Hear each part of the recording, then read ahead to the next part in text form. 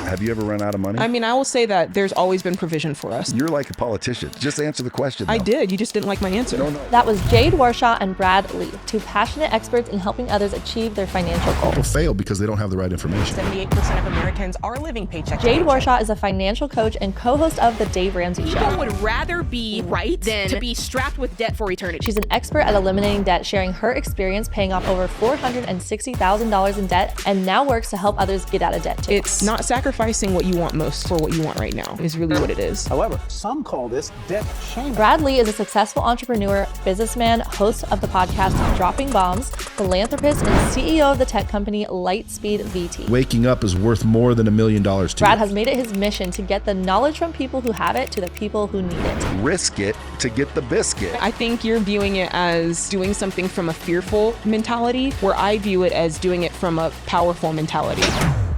And I think that's something people would love to have. You can be a bum in the street and not worry about money. Totally, but you can also be the wealthiest person in the world and not be happy. Which is why if you don't sacrifice for what you want becomes the sacrifice. Obviously, we have two different schools of thought. But why would you pay off your home? Because I'm solving for peace. But I'm not against Dave Ramsey. It's just the slow, scarcity-based way. Can I ask a question? Yeah, go. I mean, this is controversial, but I do feel like... You're hilarious. But what about the risk? In order to change what you're getting, you have to change what you're doing. I was broker than broke. But it wasn't that bad. Yes, it was! Many people look at people who are successful and think they're different than me. You are already special. You are special. But when I say You're special. When I say special in quotes, I'm special. You're special. Everybody's special. Yes! That's why I said special in Everybody's quotes. special. All right. Welcome to the Ellen Fisher Podcast. Would you do me a favor and hit that subscribe button if you're watching on YouTube and the follow button if you're listening on Apple Podcast or Spotify? We can see through analytics that only 11% of you who watch this podcast regularly are subscribed to this channel, and I'd love to get that number up. It helps this channel a ton to keep bringing valuable content to you all and get the best guest I can on this show. Thanks so much. I so appreciate it. Let's get into the episode. Thank you both so much for being here. I'm very excited for this conversation because I think both of you have very fun, awesome personalities, and I cannot wait to see how this goes and for people to learn from you both about finances. And first, I want to start with you, Jade. Can you tell us a little bit about your story, how you went from being a professional singer and musician to paying off $460,000 in debt with your husband? Just a little bit about why you are passionate about this topic. Yeah, I mean, my husband and I, we got married 2 weeks after college graduation. And when we came out, everything was all good because those student loans aren't due the first 6 months, right? You're just living your best life. And then when they became due, it all kind of got real very quickly. And around about that time, we were also making the move from South Florida to Nashville. And when you move, you kind of take inventory of your life, right? You're selling stuff off. You're looking at what you can afford to live in the next location. So there was a lot of just overall inventory going on in our finances. And that was the point that we realized, okay, we've got a lot of debt here and we need to clean it up. And I remembered hearing Dave Ramsey on the radio. And I was like, I think I know the guy that can help us. He's got a radio show and I think he has a book. And so we head on to Barnes & Noble, pick up the Total Money Makeover and start going through it. And that was really the beginning of us walking through a series of baby steps that we'll probably talk about later. But ultimately, we were able to pay off $460,000 of debt in 7.5 years. That's amazing. Yeah. And Brad, you have said that you've made every mistake in the book. What have been some of those mistakes that have helped you to get to the success that you're at today in your life, in business and life? Wow. Well, again, I don't like to think of the past too much, but, lying, cheating,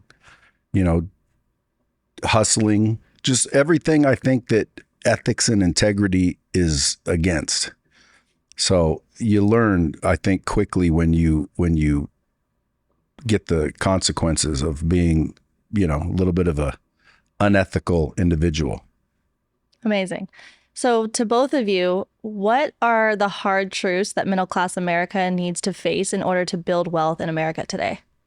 Whoever wants to You want to go reply first? You. Well, I mean, I think the first thing is probably managing expectations, because there's part of this that you can't avoid. Like you can't avoid hard work. And I've said it before and it kind of sounds ridiculous, but I think people forget that hard work is hard and that it requires a lot of sacrifice.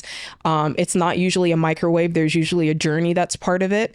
And more, I think our culture doesn't want to take time to let things pan out and grow and mature. It's not what we're used to seeing. Like everything on social media is you want it, you get it tomorrow, right? Or you want it, you get it the second. And when it comes to wealth building, at least the way that I teach it, there is a long tail to that. And so it's putting yourself in a position where you can build habits and keep them for the long run. And that requires a level of sacrifice. It requires you maybe not driving the car that you want to drive right now. It requires you maybe not buying the newest, Travis Scott sneakers right now, like whatever it is, there's a sacrificial element to that. And if you can embrace that, I think you can do a lot more than the average American. What do you think? Yeah, I mean, I think it boils down to mindset, skill set, and habits. Basically, most middle-class people have middle-class thinking. And I think there's a scarcity-based mindset in middle-class America. And, I don't know if it came from Dave Ramsey, but a lot of what Dave Ramsey says is, in my mind, a little bit scarcity-based. Like you better pay it off or you're going to be screwed. Which, if you leverage debt intelligently, you can make a lot more money than if you don't. But do you feel like there's part of that that Americans kind of are bent to creating a negative situation with debt? Because I mean, if you look at absolutely. the statistics, so how do we get past that, I guess, is really the question. Because you measure it. Like, for example, credit card debt, not good debt because the interest is so high. Mm-hmm. But if I can borrow $1 million at 8% and make 15%, then why wouldn't I? I think because people don't necessarily lead with mathematics. Because I think if they did, they wouldn't get into credit card debt in the first place. I think most people... Well, again, credit card debt we agree on. Credit card debt can get you whacked pretty quick. And the reason why is because the minimum payment, you can barely afford to make the minimum payment. You'll be in debt forever. So what I tell people if they want to learn to get wealthy is, number one, you have to sell something. Okay, get into sales. These salary jobs, very hard to get out of debt when you're making a salary. You need to sell stuff. You need to be in the position to receive commission.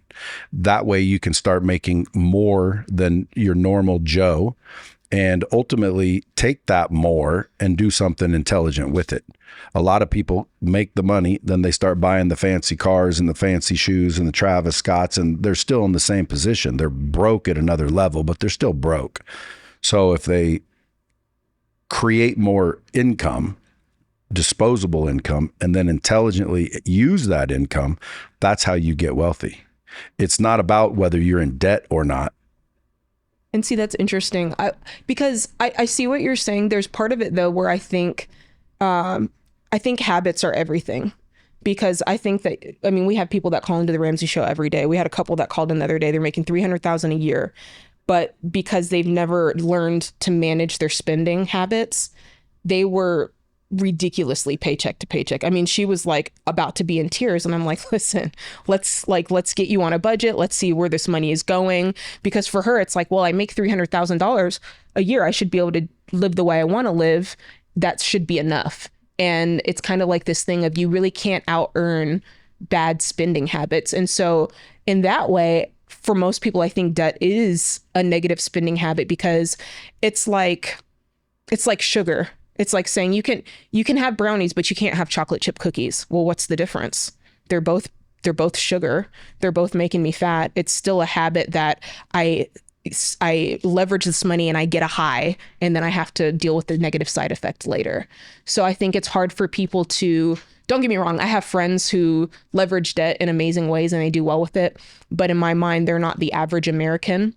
And I think that there's something about teaching people the right habits so that they can go, okay, this is good for me. I can kind of set this way of lifestyle and forget it. And there's not really a risk associated with it. If I happen to fall off the wagon for a moment, because if I just don't dabble in debt, then there's no wagon to fall off of per se. Do you have any thoughts on that?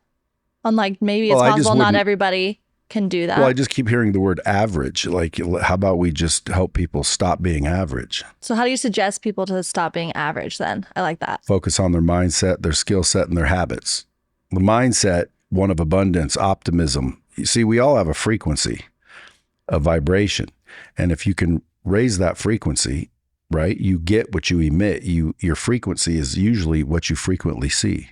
So if you're waking up and you're doubtful and you're worried and you're anxious and you're buried in debt and you don't know how to get out of it, well, then you need to transfer to skills like, learn how to market, learn how to sell, learn how to close, learn how to persuade, sell higher ticket items, like change what you're doing. In order to change what you're getting, you have to change what you're doing. Wouldn't you agree? I agree with that wholeheartedly. So again, if someone were to argue, hey, credit card debt's bad, I agree unless I can borrow at 20% and make 40% on the money that I borrowed. Well, because then I would net 20% and that's heading in the right direction. Debt's not the problem. It's the habits. It's the stupidity. Going out and buying something you can't afford because you have a credit card, that's stupid. Using a credit card, I use credit cards all the time, but at the end of the month, I just pay them off. So I don't really pay any interest. My wife, I had to educate her a little bit in the beginning because she would put something on a credit card and then I'd see a payment. She goes, I made the payment. And it's like, why would you just make the payment? Like, pay it off. There's interest being accrued. And so she had to start to realize. So again, a lot of people don't know the simplest of things. I think it's simple, but it's just math. But then you said, the average American. Well, again, I would agree that the average person, but I'm trying to get people to stop being average. And I'd say I'm trying to get them to stop being normal, because I think there's a difference between like normal and average. And normal is broke. Normal is I've got, It's not normal for me. It's not normal for you. No, but it's the statistics. I mean, if you look at 78% of people living paycheck to paycheck, if you look at I say all the time, if you look at the amount of student loan debt, you look at the amount of credit card debt in America, the problem is we're teaching the habit of, hey, you want to get an education, go into debt. You want a car, get a car loan. You want to... Sometimes you need it though. And see, that's the mindset that I want to change, that you need debt. I hate... Well, if you don't have a car and you don't have any money to get one, but a car would get you money, you're not supposed to borrow the money to get a car so you can go make money to pay for the car and everything else you need? Well, I think, again, it's back to that habit, because we say, oh, I got a car loan once. And then we kind of get in a crazy cycle of, then I just drive this car until it needs an $800 fixer. And then I don't have $800 in my account. So I go get another car loan. Right. And so before you know it, you're just going like this. And my thought is like, let's stop the cycle here and let's figure out like, what's our problem? Our problem is our debt is eating up all of the income that we get every single month. We work so hard for this money and we're not seeing it. It's going away in payments. And so if we can get some of that back in our lives, we can stop that cycle. And then we can take that money and we can use it and invest it over time. And then it's building wealth for our future. And it's just something that we can habitualize in our life. And it doesn't have to feel like we're changing this whole segment of ourselves, because the truth is like some people, they're never going to start a business. Like they don't want to.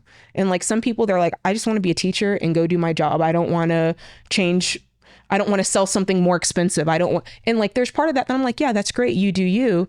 And I love that because I can look at them and say, at Ramsey, when we've done the largest study of millionaires we've seen, it's teachers, it's accountants, and it's engineers. You didn't have to be a CEO. You didn't have to own your own business. You didn't have to excel at sales. You could have just put 15% in your 401k for 30 years and been all right, or a 10% even. So I like to give people that hope of, you don't have to be anything other than what you are today. Anything other than what you are today. Because... Well, I would agree. Richest Man in Babylon will teach you that. So I would recommend anybody who's in that situation to go read that book, which is essentially, Save Your Way to Wealth, which some people say you can't do. You can, but again, it's a life of sacrifice. Invest versus savings, because I don't want anybody to think that we're telling them to like... Well, you save to invest. In a CD or something. No, but you save to invest. I mean, the only time I think you should save is to invest. If you're saving for the sake of saving for a rainy day, I always say, well, what's wrong with a sunny day? Yeah. I mean, I like an emergency fund. Do you not like a liquid emergency fund somewhere? Well, that would be technically an investment in mental sanity, safety, that safety net. But I want to go back because, again, borrowing for a car, don't do it. by all means, do it. Oh, we disagree. Well, again, I'm not hitchhiking to work. Well, I mean, I think, the solution is not have a car. The solution is pay cash for a car. Now, I will tell you. Yeah, but what if you don't have it? You save it. With what? With you don't have a job. You need a car to get one. Well, are we starting at a 16-year-old? I don't know. It depends on the starting point, because I do think that no matter where you are, you can make progress, right? So I'll talk about my husband and I, since that's our story. When we first started, we didn't know anything. So we had 2 car payments that we couldn't afford. One for $432, one for $303. Now, and real quick though, couldn't you have just made more money? Black Friday and Cyber Monday is here, and Osea has something incredible for you. If you spend $125+, you'll get a free Best of Body travel set, which includes the Undaria Algae Body Wash, the Undaria Cleansing Body Polish, Hyaluronic Body Serum, and the Undaria Algae Body Oil. A $62 value for free. If you don't know what Osea is, they are a clean, vegan, cruelty-free seaweed-based skin and body care brand that I've been using for years now. So let me just help you pick out some favorites to reach the spending threshold to get Osea's incredible Black Friday Cyber Monday gift set. Right now, they have another special promotion. For $132, get the Undaria Body Collection, a 4-piece full-size collection of their best-selling Undaria seaweed-powered body heroes for healthy, glowing skin all over. It comes with the Undaria Cleansing Body Polish, which is supercharged with mineralizing Undaria seaweed. Next, the Undaria Algae Body Wash, which is made with Undaria seaweed and has the iconic Undaria scent, is non-stripping, helps support the skin's moisture barrier, is pH balanced, and promotes soft, smooth, and revitalized skin for all bodies. Next, the Undaria Collagen Body Lotion is high-performance skincare for your body. It has key ingredients like Undaria seaweed, hyaluronic acid, peptides, and turmeric, and is lightweight, instant absorbing, and replenishes the skin's moisture barrier. And lastly, the Undaria Algae Body Oil, which is clinically proven to instantly improve skin elasticity and deliver deep moisturization. Getting this collection puts you over the spending threshold to get those incredible Black Friday gifts this season, and on top of this amazing deal, enter the code ELLENF10 to get 10% off your order that stacks on top of these promotions. That's ELLENF10 for 10% off this incredible promotion. We could, and we did. So wouldn't that have solved it? No, because Why? I don't want to give somebody my payment every month when I can be free from them. Because at the core of all this for me, and maybe I should have said this before, but I think that the borrower is slave to the lender. I think as long as 100%. You owe someone, that they have something over you. And some people are fine with that. I'm not. And I think at the core, I'm like, if I can walk into the dealership and pick out a used car that I like and hand you $22,000 because I saved it up over the course of a year, I can walk away and go, done. You don't get anything else. I'm not paying you interest. But you still make payments. Where? What do you mean? Depreciation. You know, that can't be avoided. So but you're still making payments. So what's the difference? I'm not making payments at interest, and so you just don't want to pay interest. I don't want to pay interest, and I don't want to owe anything, and I want to remove that level of risk out of my life. And I would agree. Because here's the thing: if you can, but if you don't have $22,000 and you still need the car, right? But you're still assuming that somebody can't get themselves out of debt and save up. Long enough to do that. How old were you when you did this? 25. Yeah, see, at 25, I didn't have $22,000. Well, I mean, I'll bet you a lot of these average Americans you talk about, they don't have $22,000. Well, you don't start out that way. What does the average American have in the bank? Less than $1,000. Okay, so where are they coming up with $22,000? You got to walk through a series of steps. I can tell them to if you want. Well, I get them. Let's tell them because they don't know. But there's two we're schools. Insiders. There's 2 schools. Okay, one is sacrifice and lower your living expenses. Move in with your brother, move in with your sister. There's all kinds of things you can do to keep more of the money you're living on. Because I mean, some people are paycheck to paycheck. Why is that? Well, they get $1,000, they owe $1,000. That's paycheck to paycheck. Well, you eliminate the $1,000, so now you have $1,000 in free cash flow. Well, obviously, but I don't want to live with my mom. I don't want to live with my brother. So, well, I guess you're just going to have to sacrifice. Do you want this or don't you? So there is that school, and it does work. I'm not saying that doesn't work. I think it works better if you quit worrying about paying interest. The question is what can you do with that money? That's the question. If I can borrow $1 million at 20% and make 30%, I'm making $100,000 a year. That's making additional money. But what about the risk? I feel like we're talking about. What if you get robbed? with your $1 million? Or no, what if you get, there's always risk. I know, but there's different levels of risk, I think. I mean, just talking on a basic day-to-day level, people call on the show and they were just let go. They were just, they lost their job, whether it's temporary or it's long-term. And it's like, man, we just bought a new car and our payment is $741 a month. Yeah. And it's like, crap. And then they're like, and we just moved and we thought it'd be a great idea to put in a pool. So we took out a HELOC. They're suddenly feeling the stress of that. And they're suddenly feeling the weight of borrowing money. Even though in the moment it sounded like a good idea, they had no idea that tomorrow something could change, or I went to the doctor and I got this diagnosis and I'm going to need treatment, so I'm not going to be able to work. And so these are the things that happen on a day-to-day basis. Well, that's what I'm saying. So from my point of view, I'm like, listen, let's mitigate risk. Like, let's pull that risk way down. Let's put you in control. No, it's not doing without. It's not sacrificing what you want most for what you want right now is really what it is. So why don't you share your baby steps, the Dave Ramsey baby steps, and then I have a question for you after that. Okay, yeah. So the baby steps, there's 7 of them. And again, this is a way of life. It's a journey. And so the first baby step is to get $1,000 saved. We talked about this earlier. Most Americans could not cover $1,000 emergency without going into debt. Last I checked, it was like 56% of Americans couldn't. And so this idea of just having $1,000 liquid in many ways puts you ahead of the game, which is sad but true. And again, it's not the be all end all. It's just a little buffer between like you and life, right? Initially. And the idea is that should light a fire under your butt to like, I gotta go. I only have $1,000 here. And then you go into baby step 2, which is you pay off all of your debt except your mortgage. So all of your consumer debt. And the way to do it is the debt snowball. Listing them smallest to largest by balance, not really thinking about interest rate at this point, not thinking about monthly payment. But the idea here is the lowest balance, we can knock it out quickly. And the idea is that we get that dopamine hit, we feel good about it, and we keep going. And the studies kind of show that, yeah, you could do the avalanche method, but people actually complete it when they do the baby steps, the debt snowball method.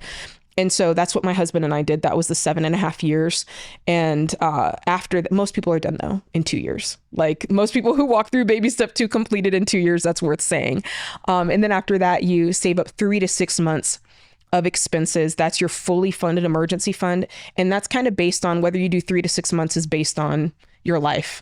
If you have 2 incomes, if you are in good health, all of those things play into whether you want 3 or 6 months of emergency funds. And then after that, we're investing. So this is probably the part that's pretty, I don't know, a lot of people may not agree with this, but we say, hey, don't start investing until you free up your income and do baby steps 1 through 3. Baby step 4 is you invest 15% of your income gross every month. That's the way it goes for the rest of your life. And simultaneously, as you do that, you set aside, if you have kids, you can put some in a 529 extra on top of the 15%. And if you have extra above that, you're paying off your mortgage. And so we have found that when people begin the baby steps, from step 1 to step 6, they've paid off their home.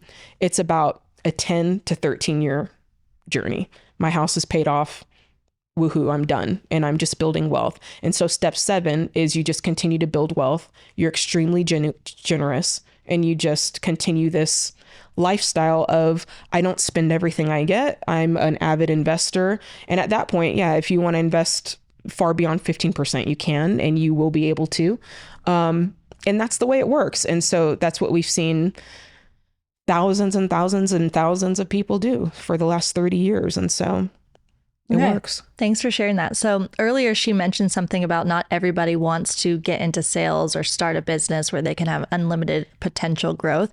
Do you have the same advice for people who really want to be a structural engineer or really want to be a teacher and different things like that, that don't have that unlimited ability to make wealth? What advice do you have for them? You start a business. On the side, or just no one should be engineers? Yeah, I mean, listen, I don't blame anybody or, I don't even know the word I'm looking for, but you do you. Right. But if somebody has no ambition, I just want to be a constructional engineer. Like, I don't care. That's all I want to do in life. I'd just be cool.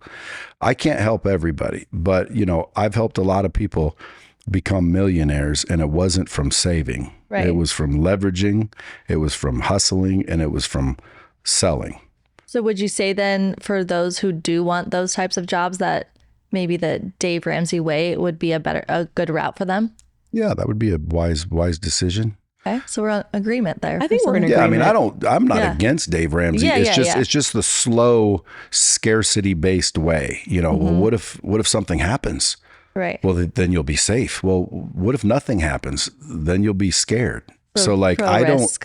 I personally, I'm not afraid of being broke. I've been broke for most of my life, and I might be broke again, but I'll never do what she's suggesting, only because I know that there's alternatives. You don't have to be scared. You don't have to worry about something happening. Now, to be in a position where if it does, you're safe, I don't disagree with that. But at the end of the day, if I've got $1,000 to my name, I'm going to spend that $1,000, or I should say invest, because you don't want to spend it, but you definitely want to invest it. I wouldn't save it. What's $1,000 going to do? You know, get you a sandwich if you're hungry? Like, dude, how low are you if you only have $1,000? Well, low. What do you mean low?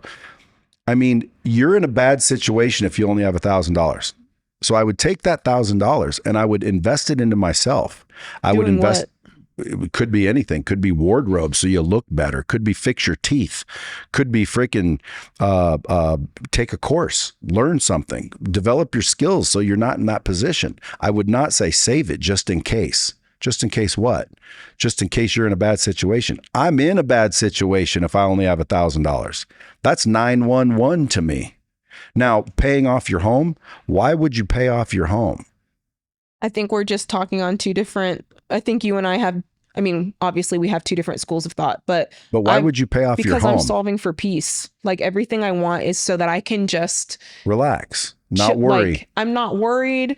I know my kids are going to college. They have no student loans, and it's I'm trying to set up a situation where I am building wealth in the most efficient, risk-free way, because I think that we have so much anxiety in our lives from so many external factors all the time. Yeah. And there's so little that we can control. And there's so little that we can kind of put our hands on and go, I'm going to wield this.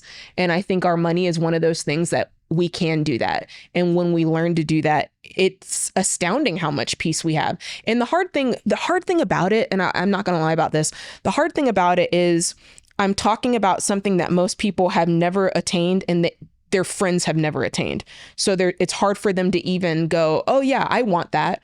Because most people, if you say, hey, have you ever been debt free? They're going to say, no, I've never experienced that. If I say, have you ever lived in a paid for house? They're going to go, no, I've never experienced that. So in many ways, like it's a Martian concept, but when you do experience it, it's like, oh, like I can breathe. And so a lot of people, they just want to breathe.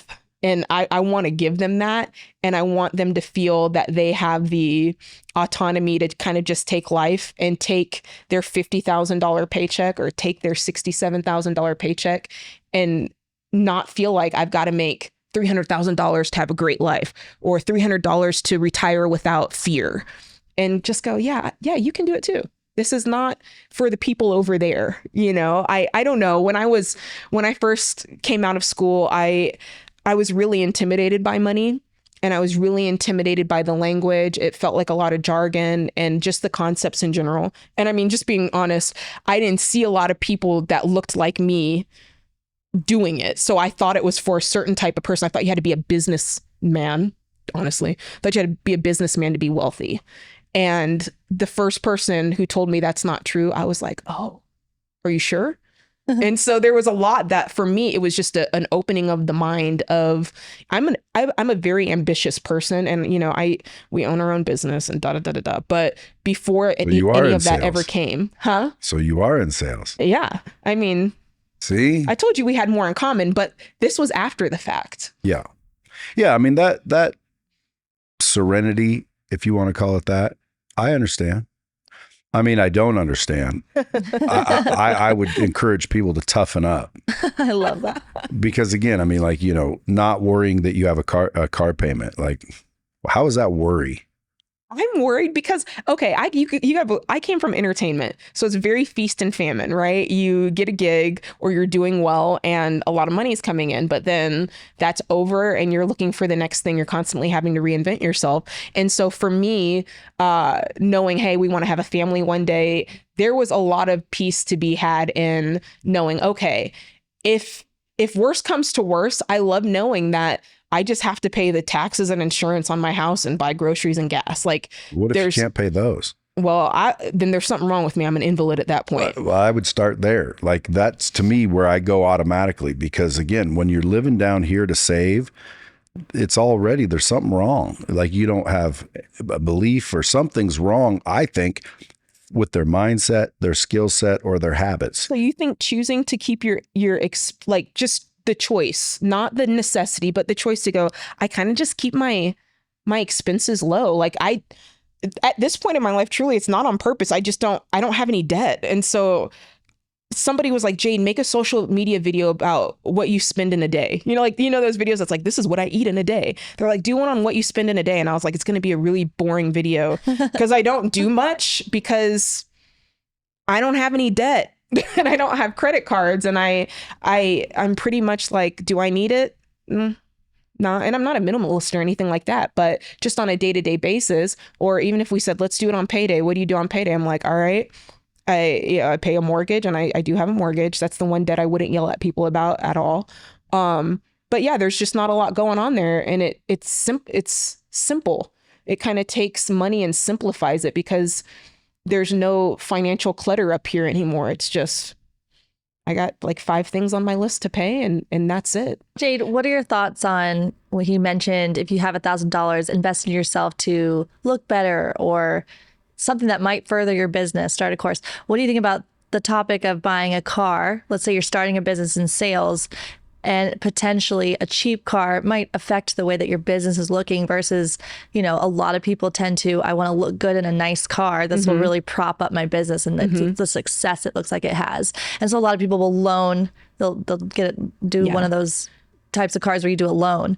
Sorry, not a loan. Why am I blanking on what it's called? A lease? A lease. That most people are leasing cars because they want a really wealthy, nice looking car that makes you look wealthy. What are your thoughts on that? I mean, I get it. I mean, it's Deion Sanders, like, look good, feel good, play good. Like, it's that feeling of, if I can emote this, then it's going to be good in all areas.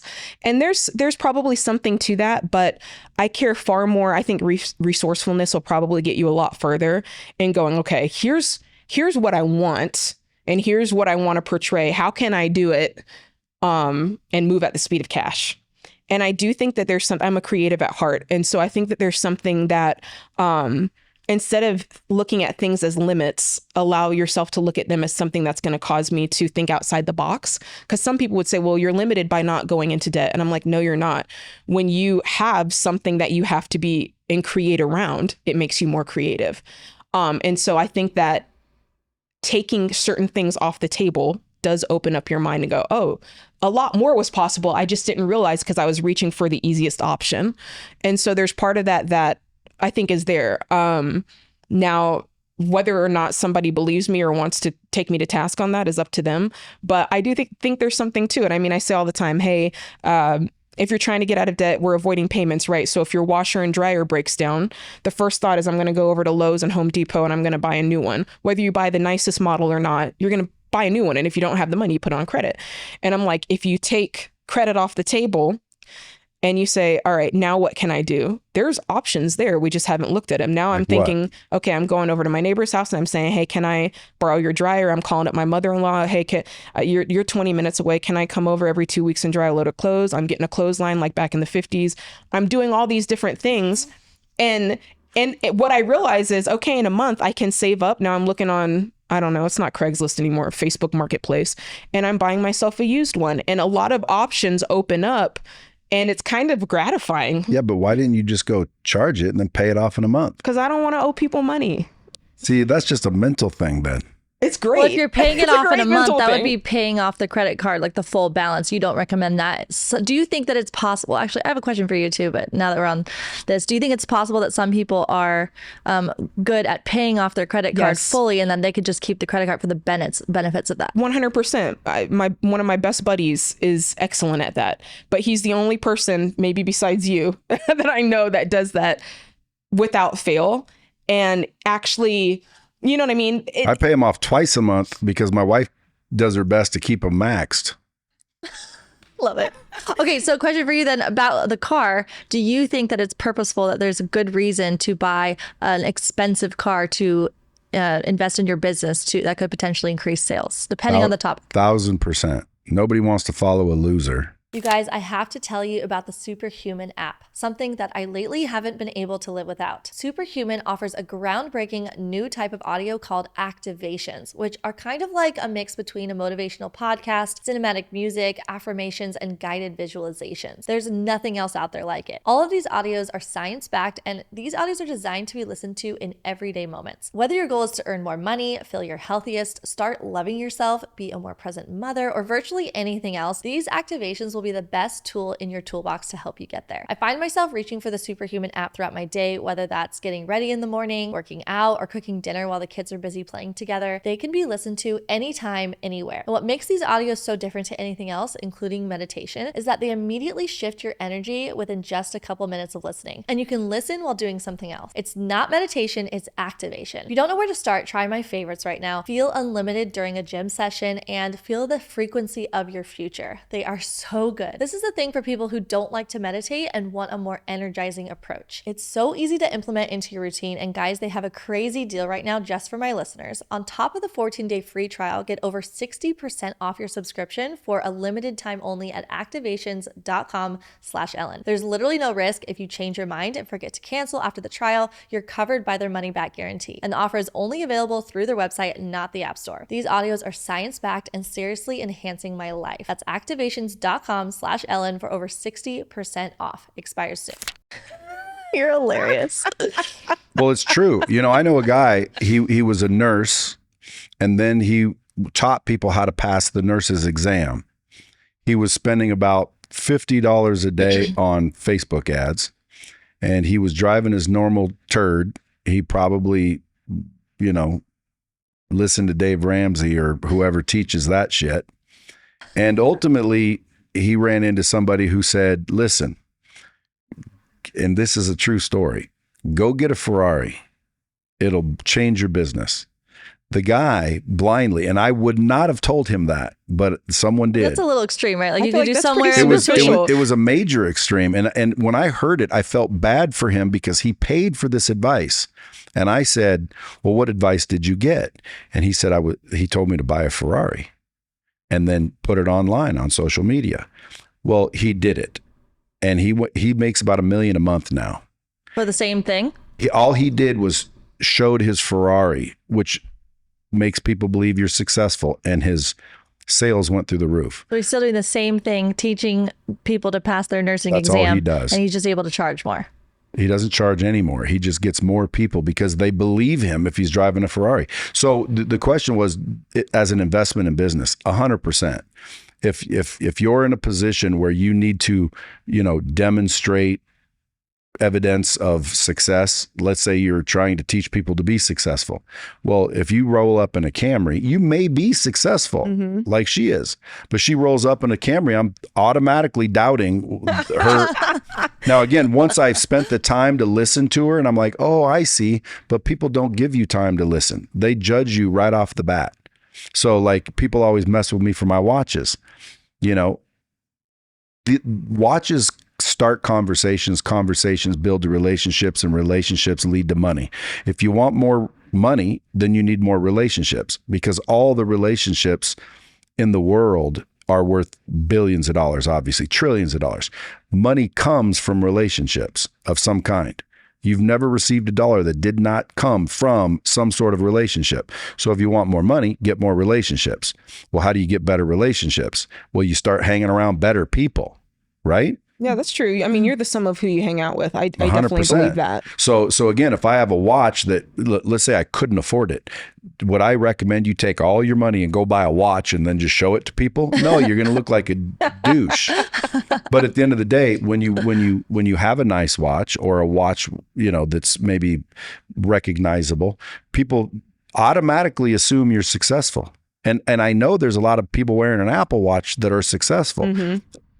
But a nice watch starts conversations start relationships lead to money, lead to success. So something about that is, I think you're right that most people, they kind of judge someone's wealth by what they appear, but appearances can be very deceiving. 100%. Someone can be, driving the Ferrari, having the super expensive watch, but they're actually drowning in debt versus someone that... Which I know a bunch of those. Yeah.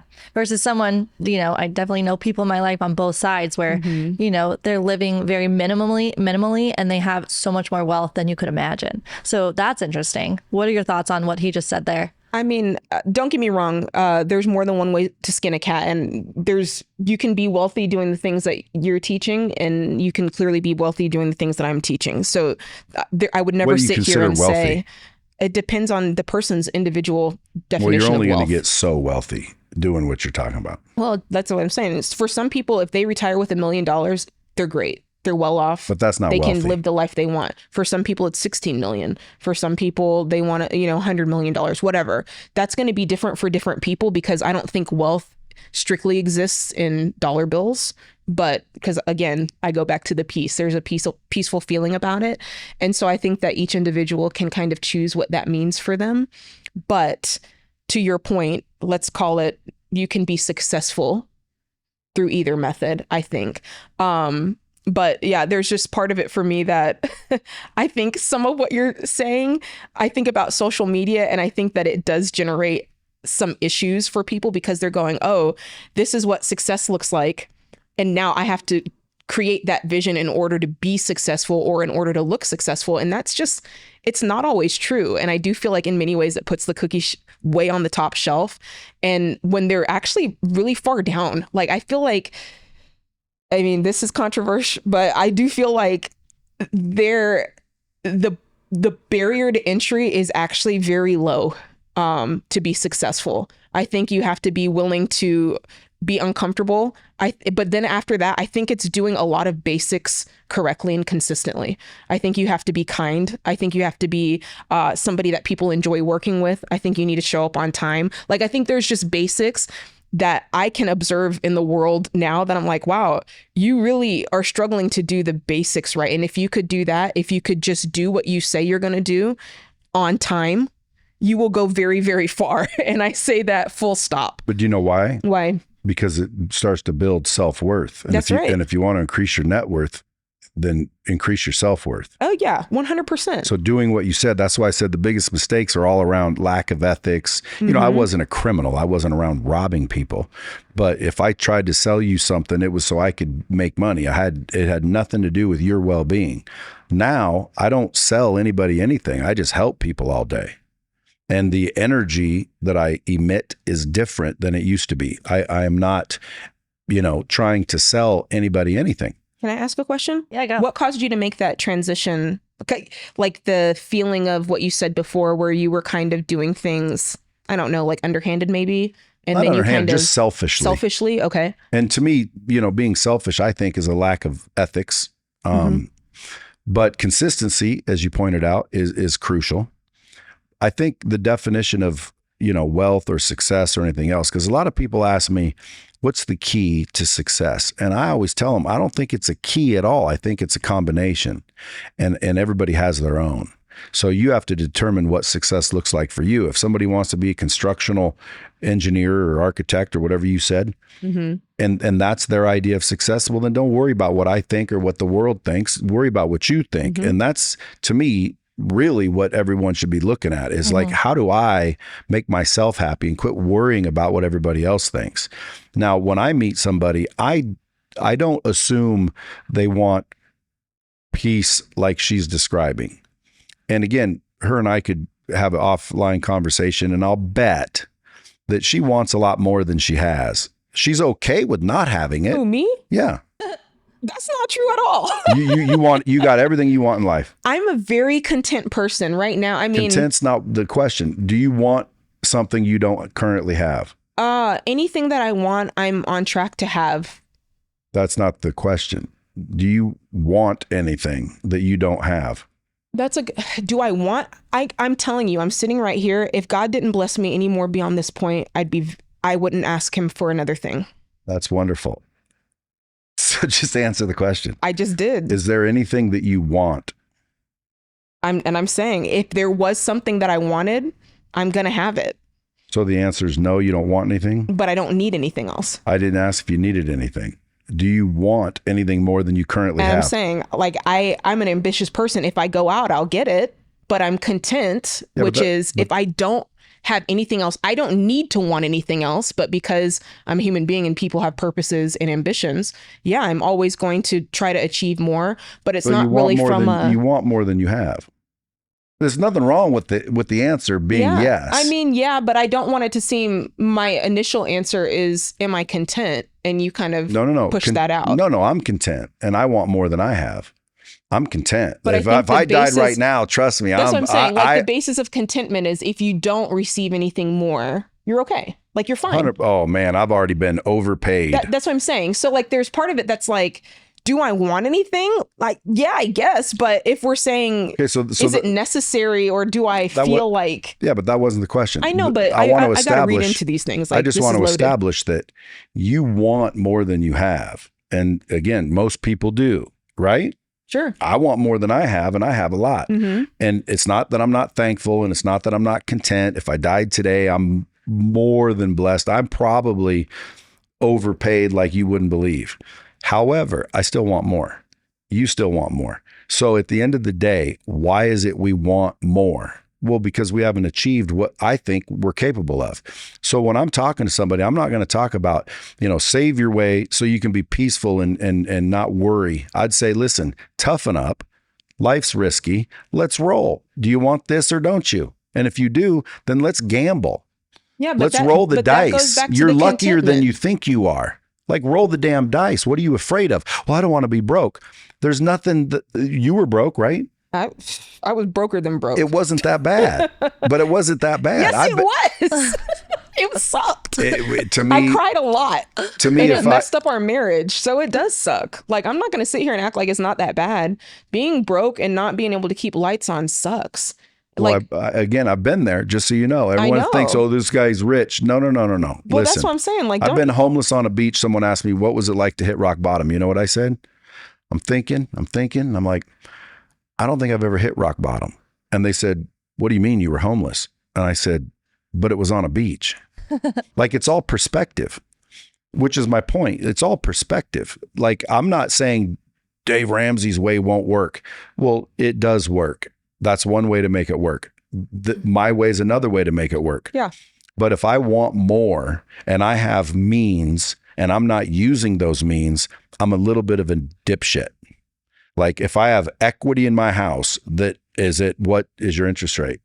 Mine? Yeah. 5.25. Okay. So 5.25. If I can take a couple $100,000 out of my house and then go put it over here where I can make 20%, I am stupid if I don't. Well, what if something happens? That's scarcity again. What if something doesn't happen? Like, why are you waiting? Well, just save it. Spend 5 years and save it yourself. Then you can be secure. Like, why are you so worried about risk? Like, people are afraid of risk. And ironically, risk is opportunity. Opportunity is everywhere. And yes, it's laden with risk. So what? What are you afraid of? Well, I think people are allowed to have levels of risk tolerance. Well, they do. Not only are they allowed to, they do. But if someone's risk tolerance is low, they need to try and figure out how to work on that. And how do they do that? It's mindset. It's perspective. Like, again, I've never run out of money my entire life. Now, she'll say she has, correct? I mean, I will say that there's always been provision for us. You're like a politician. Just answer the question, though. I did. You just didn't like my answer. No. Just direct, simple answers. Have you ever run out of money? I said there's always been provision for us. Have you ever run out of money?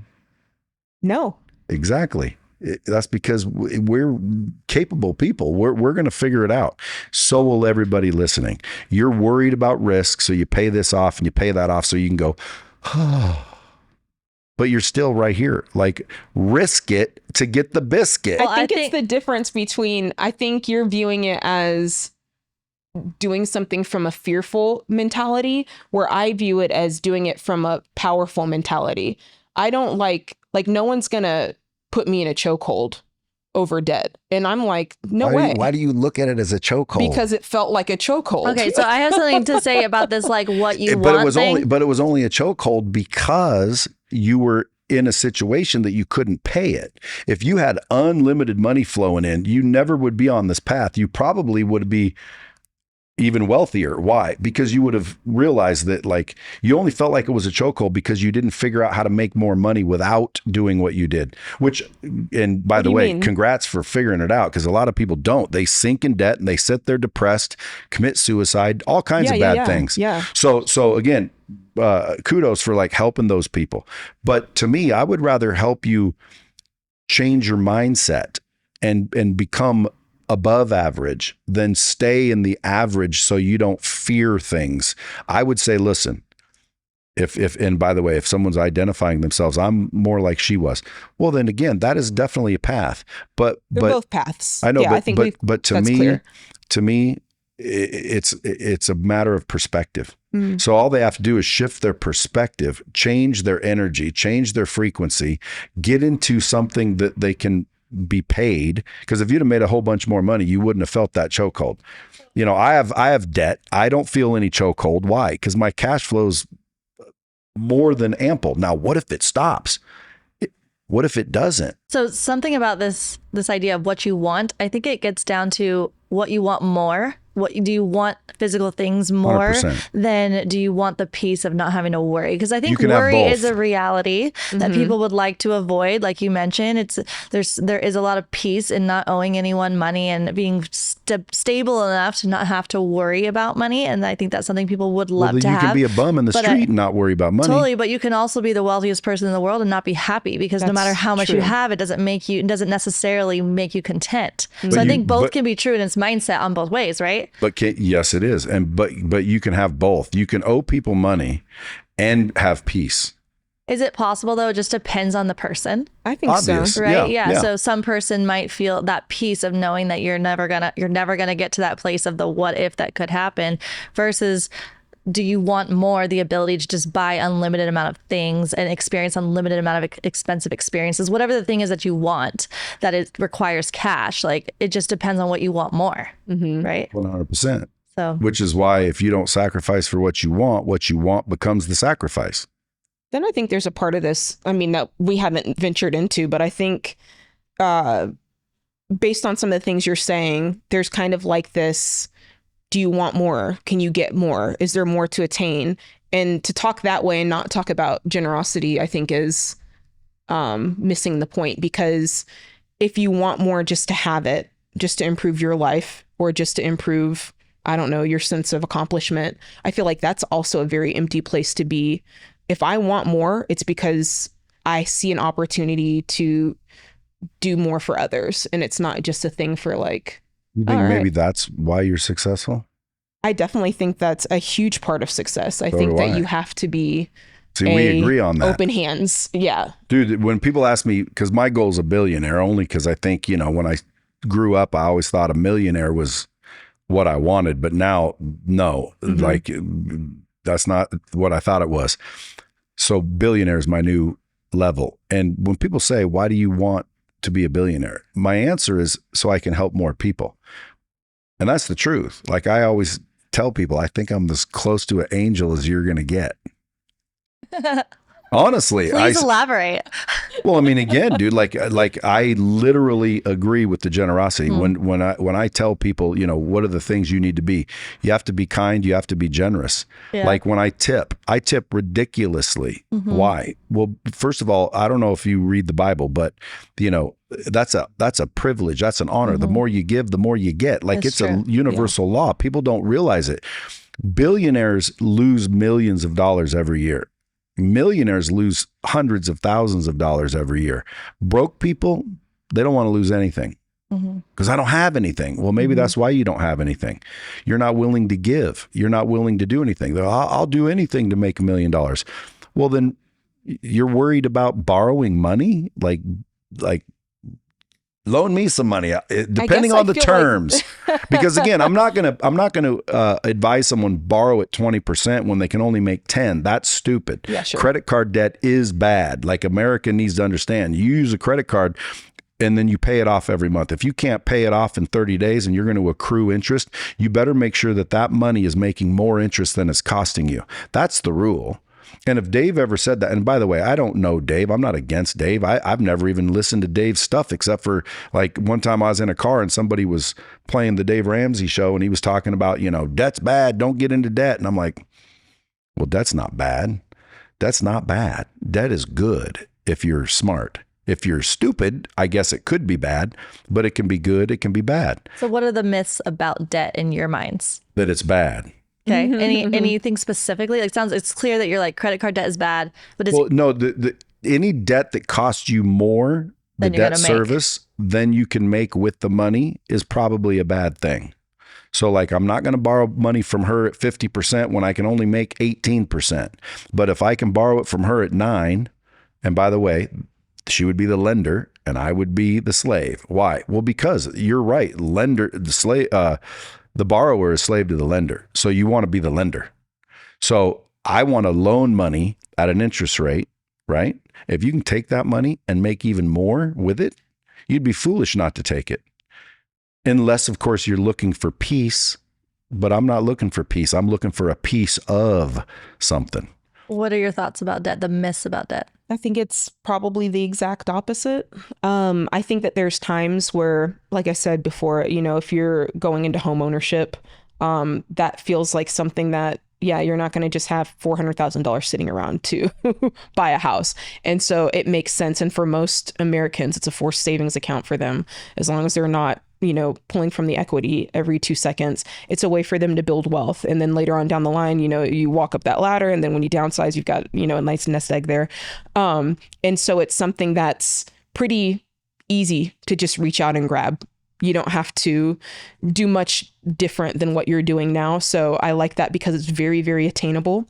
But yeah, I disagree. I think that debt in our culture has gotten us into a lot of trouble. And the numbers show that.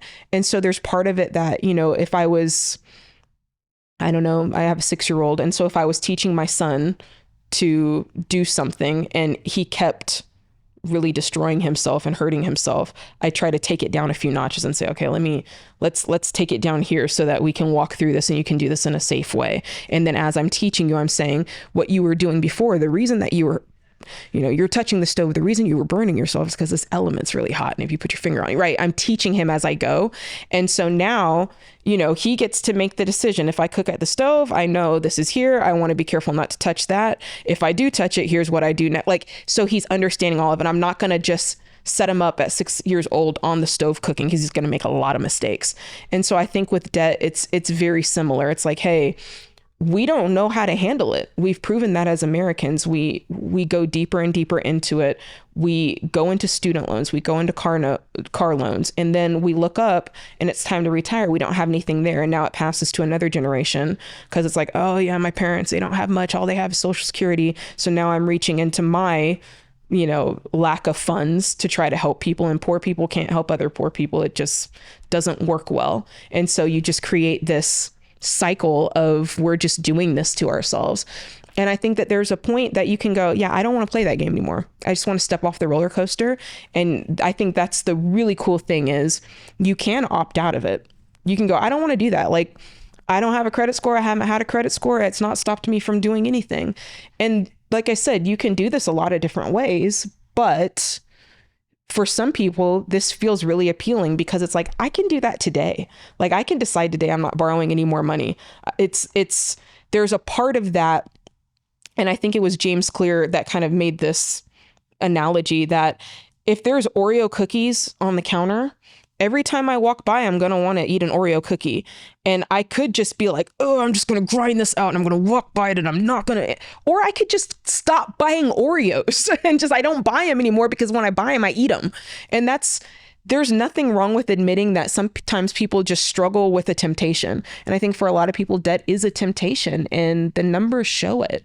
I've been using Symbiotica supplements and incorporating them into my daily routine for the last 6 months, and it feels so good to nourish my body with high quality supplement formulas that work. I started taking Symbiotica because honestly, everyone is coming to the table with something they need to supplement, coming from different health backgrounds and our soil depleted ecosystem. Symbiotica fills those gaps. Since taking their products, I've noticed improved energy and focus, and my skin is glowing. And Symbiotica supplements are formulated with the highest quality ingredients out there. Their formulas don't have any seed oils, preservatives, toxins, artificial additives, or even natural flavors. The liposomal glutathione in particular promotes gut health, enhanced energy metabolism, and contains powerful antioxidant properties that combat premature aging. Most supplements often taste sulfuric or chalky, but not these supplements. These formulas taste delicious. Simply squeeze contents of the pouch into your mouth or stir into your favorite beverage. I'm also absolutely in love with taking their mineral Shilajit in the morning, which contains 84 plus minerals that promote healthy DNA and bodily functions and improves brain function. Feel more energized, alert, and balanced with high-quality supplements that work. Head over to Symbiotica.com and use the code Ellen for 20% off plus free shipping on your subscription order.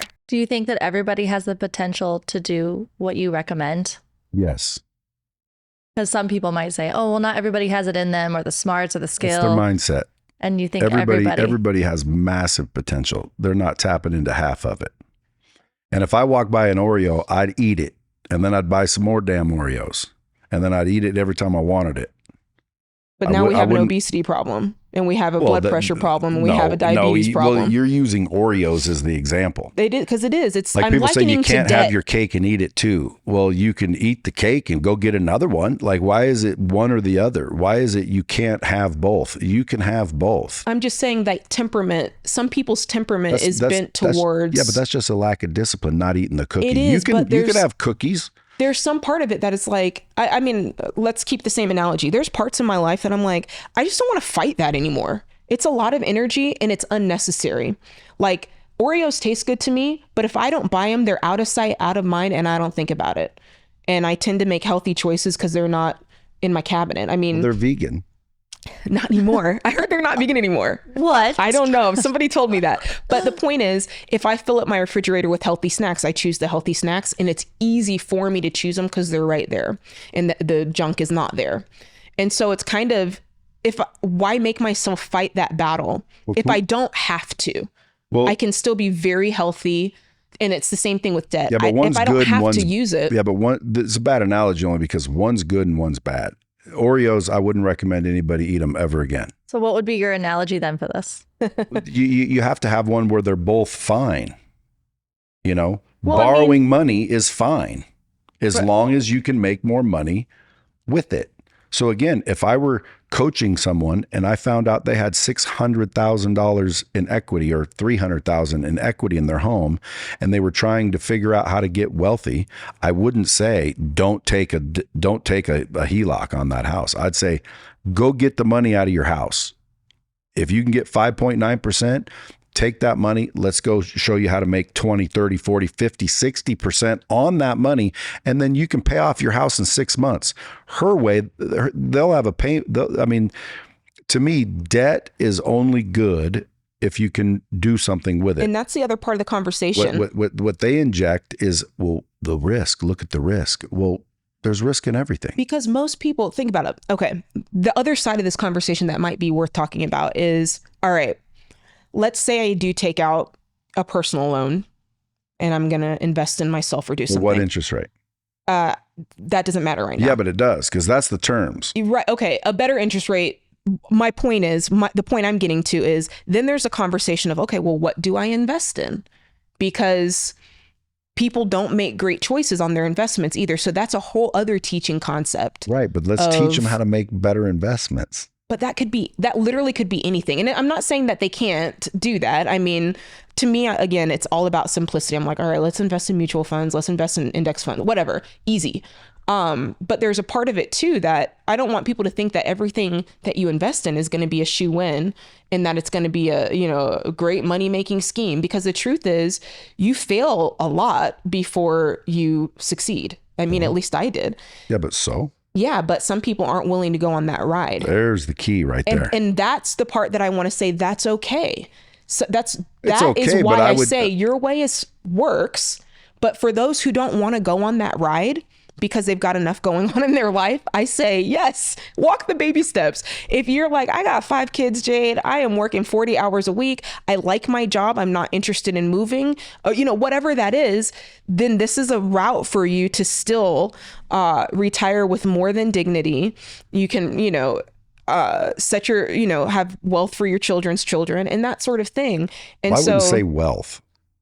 that's your definition, which is fine. Right. But Well, for some everyone has their people, own. Because I mean, Is it because yours is billion, right? You're trying to get to $1 billion. well, that's Which is definitely amazing. wealthy. But no, I mean, I know people and have seen people like you're talking about, and they're not wealthy at all. They're just comfortable because they don't have any stress for bills, but they're not rich at all. They're not even rich, let alone wealthy, and they never will be at the rate they're going. Not according to your definition. Well, you said 30 years. So if someone's 45, that was one example. I mean, plenty of people do it faster. no, I know, but like, it's just not the best way to do it.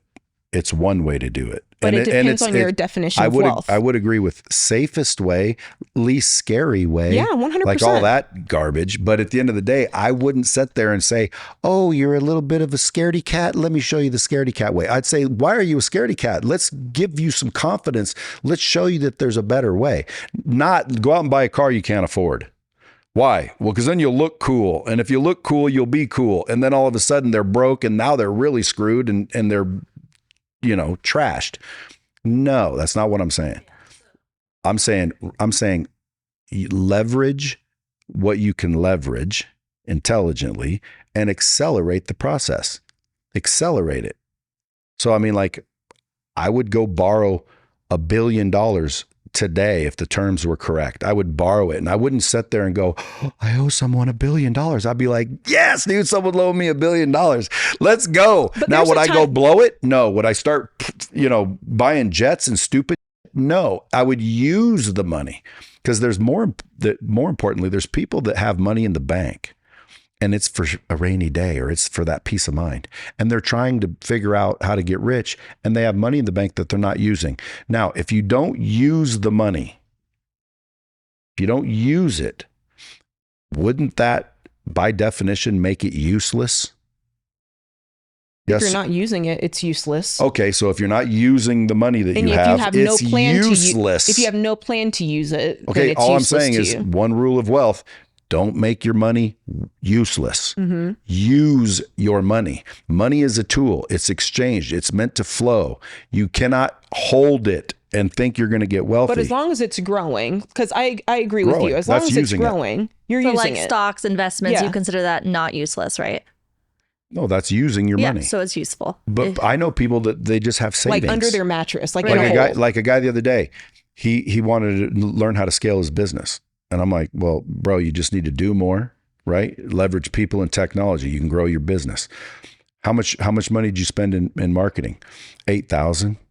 I said, what was the return on that? Like 60,000. I said, then why did you only spend 8? He said, I only have 600,000 in the bank. And I said, what? You have 600,000 in the bank and you only spent $8,000 marketing with that kind of return? He said, yeah. I said, well, why wouldn't you do more? He said, what if I lose it? That's the scarcity. Yeah. What if you lose it? That's Yeah.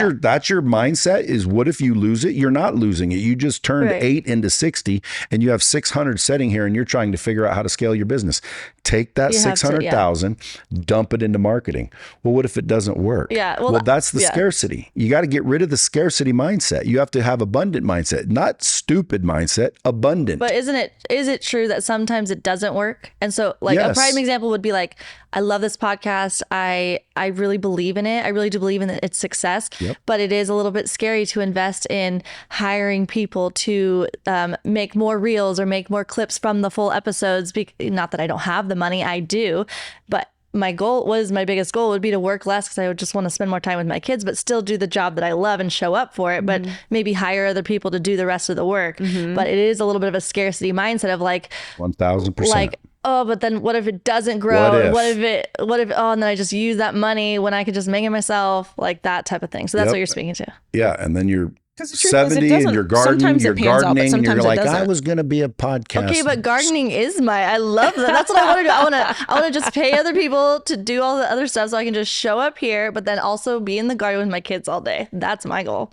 There's extremes. Okay. So she can point out extremes and I'll be like, you're right. And then I can point out cases where she says, yeah, you're right. So again, we're talking about, a spectrum here. Because your part is there's still a journey involved. I mean, it's still not I got this money and I borrowed this money and I invested in the next day, boom.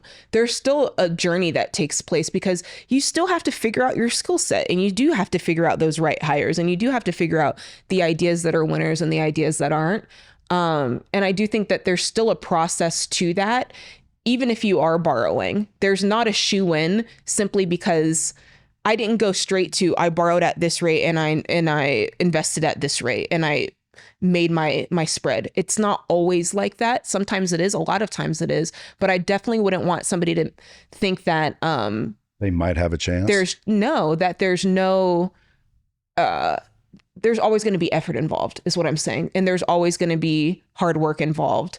And so hard, not necessarily. But I mean, like take the restaurant business, for instance. I mean, maybe you would say that's a bad business to get in, right? Because the profit margins are so small. But what if someone like really believes in themselves and like, I want to start a restaurant? There's so many failed restaurants. So many. It's super hard to succeed in a restaurant business. So what would be your advice to that? And that's the thing that's kind of what I'm getting at is the investing part. I love investing. I think that it's a necessity to your point. But knowing the right thing, knowing where your skill set lies, knowing what's a good idea, what's not a good idea. I mean, because like I said, people call in all the time and they invested in something and it was not a winner. And I feel bad for them because they went all in on something or borrowed against their home or borrowed against whatever. And now they're paying for it. And I'm like, I'm really sorry that happened. Well, they have to pay. That's part of the sacrifice. Yeah, but I'm not going to make them think that it's a sure deal because I'm not selling investments here. There's risk and you might lose. So what is my point? So what? So just start again. Do it again. And then maybe your advice is don't start a restaurant. And then do it again. No, if someone's passion was to start a restaurant, I would, encourage their passion. Although you should do your research. Restaurants are one of the ones that fail the most, but it's all about the individual when it boils down to it. If there's an individual, like you said, teachers are, I don't know what study you did where teachers are more millionaires than anybody. It's the largest study of millionaires in the United States. Well, I would love to see those because we got the white paper. I know, I'll make sure Sarah teachers, gets it to you. all the teachers I know are broke as shit.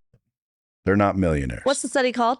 It's called the National Study of Millionaires. When you research some of these studies, you'll see that, they interviewed, 1,000 teachers. Well, there's a lot more than that, first of all. Second of all, I know if you Google what industry has made the most millionaires, it's not teaching. So teaching is not the way to get rich. If you were a teacher and you love teaching, you just want to teach, I would say start a business selling teaching and tutoring. That could be part of it. But start a business. If you love it so much, do what you love for sure and figure out how to make money, but don't be a teacher. And if someone says, well, I just want to be one. Well, again, dude, I want to be a freaking forward on the Lakers, but that doesn't mean anything. The point is you can be a teacher and you can invest simply and still be what most people. Over a long period of time, I would agree. What's wrong with that? Well, nothing. There's nothing wrong with it, but I don't want it when I'm 100 years old. But it doesn't have to be when you're 100 years old. At that rate, it is. Not necessarily. Show me. Because the thing is, we still agree on the idea that you can have a career path. How much money do I have to invest per month? You can have a career path and you can still say, I'm going to supplement my career path. I'm going to do tutoring. I don't know. People do all sorts of things online. It's side hustle culture. How much money do I have to invest every month to be a millionaire in, let's say, 10 years? Probably 30 years is 500. 15 years is probably 1,000.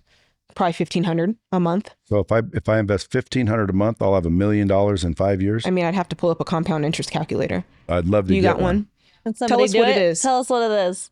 That would be good. But the point is, you don't necessarily have to sacrifice what you love doing most. You may have to supplement it, or you might have seasons where you're saying, I'm going to do this right now and I'm going to sacrifice to win. And then later on, I'll be able to do this. I think that's just give and take of life. I mean, when I first started, I traveled way more than I wanted to, but I said, I'm going to do this now because I'm making a lot of money. And then I'm going to use this time also to convert to the business I want to be doing. And then when the time comes, I won't be traveling the world anymore. I'll be able to stay home. I'll be able to have some kids, and I'll have this business that's rolling, and it'll be great. And so I did that. So there's part of that there is just understanding, okay, for the time being, here's what I'm doing, and I'm going to supplement that. Some people won't have to. Some people, it's just a matter of being on a budget, but. All right. Do we have the number? What is it? So she had put in, if you start investing, I think at age 25, and then you retired at 65, you'd have over $6 million at an 8% rate of return. And that's true. And that's very possible. That's 40 years. Here's the thing. The time is going to pass anyway. I hope you live that long, right? Like, I hope you live till 65. And so the time is going to pass. You may as well be investing. And yes, at 65, you'll have 6 million, but you'll have $1 million far before that. And so that's great. I think that's amazing. I'm not going to sit here and say that if you retire with $6 million, poo-poo on you. I think most people would kind of find that like something that they'd never even considered as possible, because most people aren't thinking maybe with the mindset of just like unlimited amounts of money. So if they hear, oh, all I have to save is this month each month, and I'm going to retire with almost $7 million, I think that is like mind-blowing to most people. It's wonderful news. Yeah. You're like, not good enough You're like, for me. not to me. No, I mean, hey, listen, I'll throw another 1,500 over there at that. But in 10 years was the question. What's 10 years, Sarah? Okay, so what would you have to invest over a 10-year term is what we're trying to get to. Yeah, $1 million. About $4,900 a month. The other thing is, here's the other part of it. You know, when I think of you're a millionaire, I'm thinking about your net worth. So it's not just what's in your 401k. For a lot of us, it's if we have property, and that plays a big part of it. For most people, I think 1/3 of their net worth is in their home and 2/3 of it is in their 401k Roth IRA. That's how they retire. That's just run of the mill. Are we talking about retiring though? I think we're talking about for most people, what they would call a successful retirement, which is I get to spend time, I get to be Mimi and Papa, and I get the grandkids coming over, and we take the cruises that we want to take. And when our fixed income, when our grandkids graduate, we take them to Europe on a trip, and whatever you get to decide what that vision is. Well, you're living off of your returns. And the way I would say, I think it's ideal when you can live the lifestyle that you want to live without touching your nest egg. You can just live on your returns. I think that that's ideal for most people. And I could be speaking out of turn. I mean, the comments will tell me if I'm way off, but I think most people, they want to be, they have a vision in their mind of, I'm going to go to Big Sky, and I'm going to go to Montana, and I'm going to live on a ranch, and I'm going to have, whatever it is that you envision. Some people like yourself do envision themselves on a yacht with, how as many Rolexes as they can. So this is a really good question to segue into. What does financial freedom mean to you? Exactly. What you just said. On a yacht with lots of Rolexes. No. Oh. No, I mean, it depends. Like, number one, I don't like yachts. Number two, it depends on who you're asking. Yeah. Like, if I calculate a lifestyle, I need to have that coming in every month based on my investments.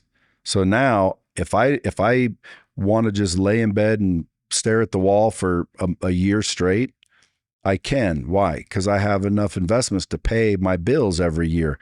So again, if somebody says, I'm happy I'm happy with a Camry, and I'm happy with my little thing, and I want to surf every day, and I just don't want to deal with life, and I just want to be cool, and my monthly bills are, $1,800, and you're really truly happy, to me, that's wealthy. That's what people are going for. That's what, in my opinion, financial freedom is. Why? Because you don't have to do anything. You don't have to do anything to live the way you want to live. And for me, it's not $1,800 a month. It's not $18,000 a month. It's not even, I could probably get away with $180,000 a month, but I'd still be skimping at that. Why? I've got 7 kids. I've got 5 kids. And not only that, I want to help. I want to help more people. You know, you talk about generosity, you know, there's children getting trafficked and nobody wants to 100%. talk about it. Like that takes money. I want to like, you know, financially help people. A lot of people want to give you help by giving you information. Well, hey, cut your bills down. Well, why don't you just pay my bills? That might help even more. I want to do that. I want to like financially give to where it doesn't affect me because my lifestyle's here. I have my investment coming in, all the rest of it, which would be in the hundreds of millions. Because you don't, in my mind, I only need 100 million properly invested and an average return of, you know, 8 to 10%. That'll give me 10 million a year, and I'm pretty comfortable at that. And let me chime in on that because I think what you said is really important. Because some people would say differently. Like sometimes I think extremely wealthy people get a bad rap because it's, oh, well, you guys, you know, you don't understand.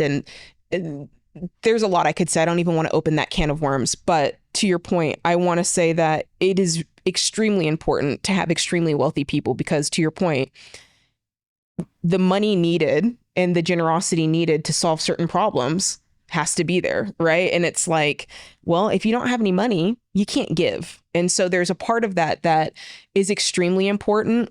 And I just kind of wanted to highlight that because you said it, and it's very important.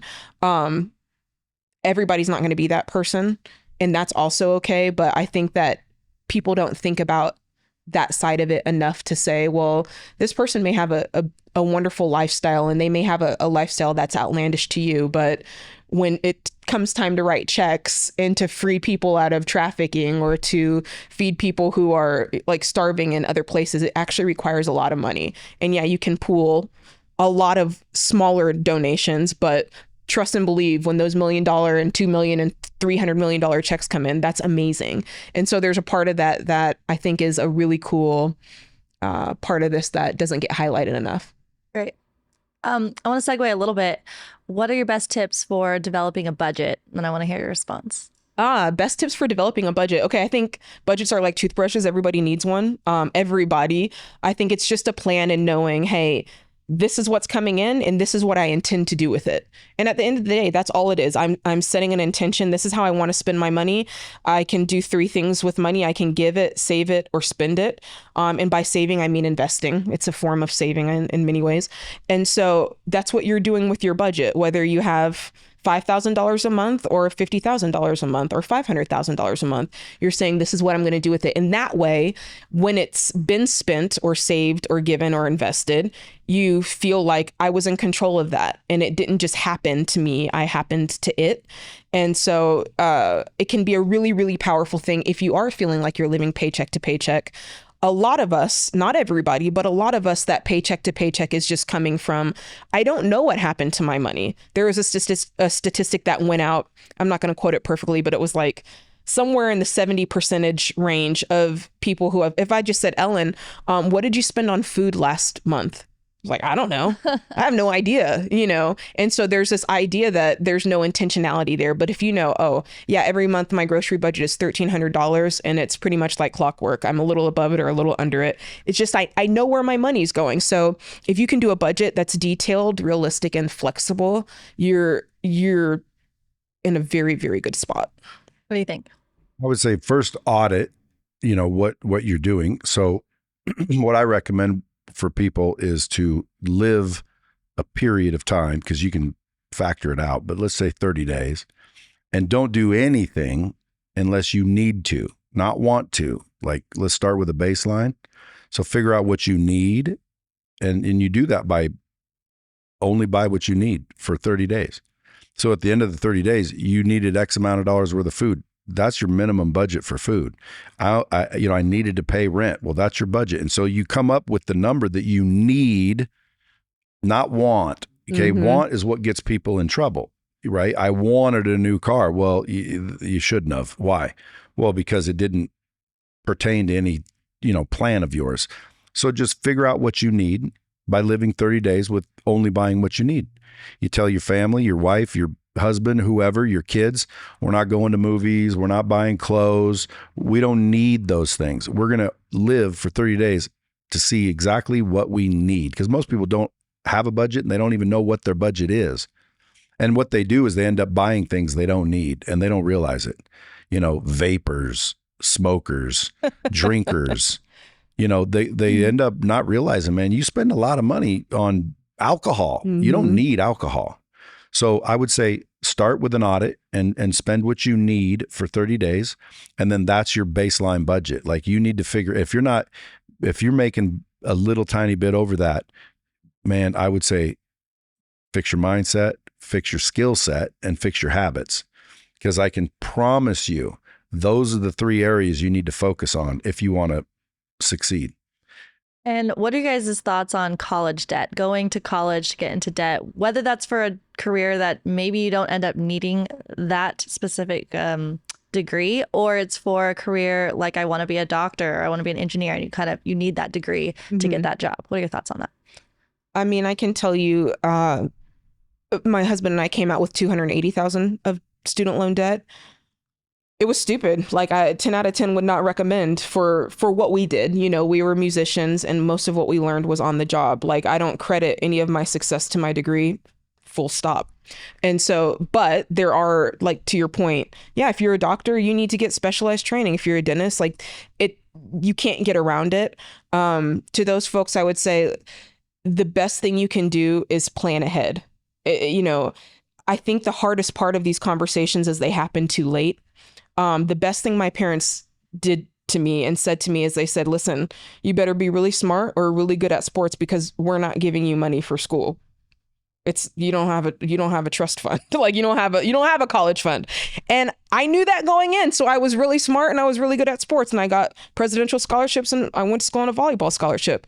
And so I thank them for doing that because I knew ahead of time. It wasn't senior year. Where do you want to go? Okay. Oh gosh. Well, let's just take out a loan, which I think happens all the time. More times than not, the student is the one telling the parent, here's where I'm going. And I don't know how I'm going to afford it. And then the parent is feeling some sort of pride or they're in their own kind of like friend circle and these kids are going here and these kids are going here. So they also feel the need to kind of flex a little bit. And so you end up sending your kid to school, taking out Parent Plus loans, taking out student loans. And on the first side of it, you're like, yeah, this is a good idea. But then when you come out, it's like, oh man, even if things do go well, right? Let's say you go in, you go to medical school, you go to, University of Miami, you spend a lot of money and you come out and you go through your residency and you are making a lot of money. It's still a sacrifice to pay off those loans. And so I think that if you can avoid student loans at all costs, you should. And a lot of that just is choosing the right school. If you can choose a state school, if you can know ahead of time, yeah, I have kids and it looks like they're going to head down that path because some kids won't head down that path and that's fine. But if they seem like they are and you can start putting money aside, but if you can have the conversation with your kids and say, here's what it is. We're going to be able to give you $20,000 a year. If you want to match something on that, great. If you want anything above that, you're going to have to go out and get it. And here's what that can look like. It's going to look like you spending 40 hours a week or 15 hours a week, whatever it is, doing scholarships. And so just setting the stage on how we get this money and not leaving it till the last minute is everything. What are your thoughts on college? Only if you need it. Like if I'm going to send someone to college, it's to build relationships because those are what's going to be valuable from college. It's not usually the education. If your plan is to be a doctor or something that requires the degree, yeah, sure. Borrow it, roll.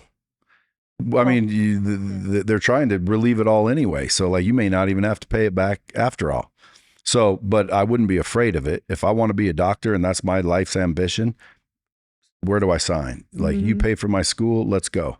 But while I'm there, I'm going to build relationships. I'm going to realize that the relationships that I'm making there are worth more than the education.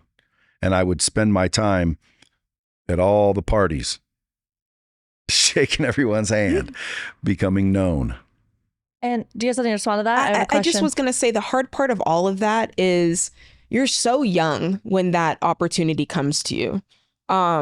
And you feel like I'm reverting back in time. You feel like but you just have no idea. Like my student loans were not as much as my husband's. And I just remember thinking, oh yeah, I got this.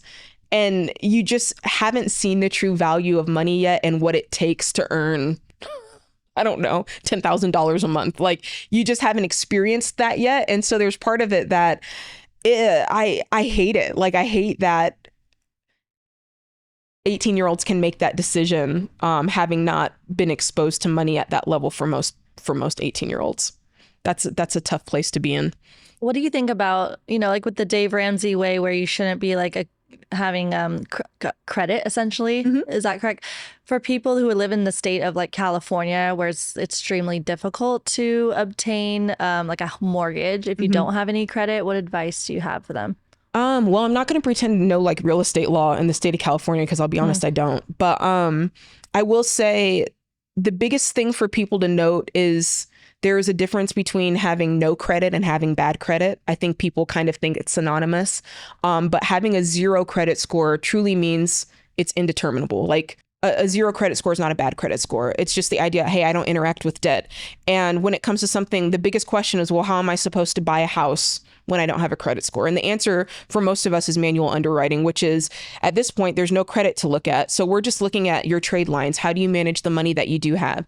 And if you do manual underwriting, for the most part, the process is very similar. They're going to go in and they're going to say, okay, tell us we want to see your income history for the last 12 months. We want to see your trade lines for the last 12 months. We want to see your pay stubs for the last 30 days. If you own your own business, they're going to want to look at your tax returns. They may go several years back. That's fine. But at the end of the day, that's what they're looking for. And all mortgage companies don't do it. It's worth it to note that. Some do not do that. The one I always recommend is Churchill Mortgage. From the last time I checked, they're everywhere except New York and Hawaii. New York and Hawaii, that's right. And so you do have to do your due diligence. I'm hearing the producer say that there's some different things in California, which I'll be honest, you're the first person I've heard that from. And people call on the show from California all the time. So I don't know if they're just keeping it a secret from me, and they might be. But I can't say that I know about that. But I mean, I bought my house with a 0 credit score. And I mean, those sorts of things, you just kind of start walking down the path of it, and you're like, oh, this is possible. I didn't know that, because people don't really talk about it. There's not really a lot of money to be made off of you when you don't borrow money. So I think that's why people just don't talk about it a lot, to be honest. Okay, what are your thoughts? I would say you need credit in life. Get credit. If you have bad credit, fix it and establish credit, which would require borrowing, which I highly recommend everyone gets stellar credit. Life is easier with credit. I remember when I had bad credit and my friends had good credit. I made more money than them, but they drove nicer cars, had boats, had houses.